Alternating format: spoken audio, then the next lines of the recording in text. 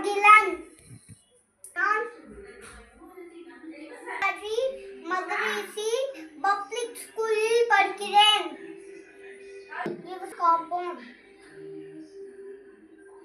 ஊர் பிள்ளையை பசி ஆற உன் பிள்ளையை பட்னி போட்டு தவம் போல காட்டு மணிமணியாய்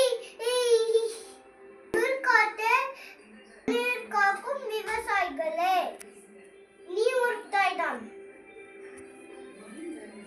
உன் வேர்வையை கண்டு வானமும் மலை கூறும், மண்ணும் தலை நிமிரும்.